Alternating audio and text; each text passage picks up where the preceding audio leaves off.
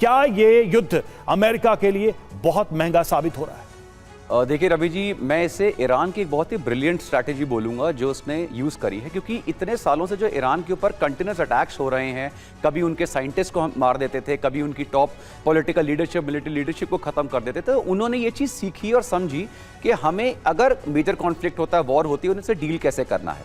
तो इन्होंने बहुत सारी स्ट्रैटेजीज अपनाई, जिसमें सबसे पहला और सबसे पावरफुल स्ट्रैटेजी तो 2005 में इनके आईआरजीसी कमांडर जो थे उन्होंने फॉर्मुलाइज करी, वो थी डिसेंट्रलाइज कमांड, जो मोज़ेक डॉक्ट्रिन के ऊपर बेस्ड थी, जहां पर 31 जो इनके प्रोविंसेस हैं उसमें डिवाइड कर दिया गया। हर एक की इंडिविजुअल कमांड है, हर एक के पास इंडिविजुअल इंटेलिजेंस, एम्युनिशन और इंडिविजुअल एडमिनिस्ट्रेशन और लॉजिस्टिक्स है।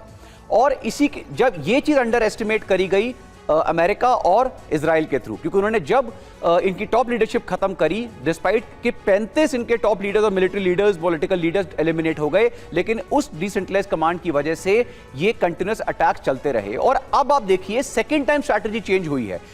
अब इजराइल और यूएस ने भी रियलाइज कर दिया है कि ईरान की जो स्ट्रैटेजी है वो किस तरह से उसे इकोनॉमिकली ब्लीड कर रहा है, और उन्होंने अब क्या करा है, उनका फोकस चला गया है अब इंफ्रास्ट्रक्चर जो है उस पर डैमेज करना। उनके जो लिंक्स है, जो उन्होंने कराच ब्रिज को भी उड़ाया है, ताकि जो सदर्न जो ईरानियन एरिया है वहां पर उनके जो ड्रोन और मिसाइल के पार्ट्स जाते हैं थ्रू दैट सेम ब्रिज, वो अब ना पहुंच पाए। उसके बाद इनकी स्टील प्रोडक्शन कैपेसिटी है उसको डिकैपेसिटेट कर रहे हैं, जो नेतन्याहू ने बोला कि 70% इनकी स्टील प्रोडक्शन को हमने डिस्ट्रॉय कर दिया है। उसके बाद जो इनकी साइंटिफिक बेस है, जो इन्होंने पैशन इंस्टीट्यूट को इन्होंने डिस्ट्रॉय करा है, और इस तरह से उनकी भी स्ट्रैटेजी चेंज हुई है। और सेम स्ट्रैटेजी ईरान ने भी चेंज करी है,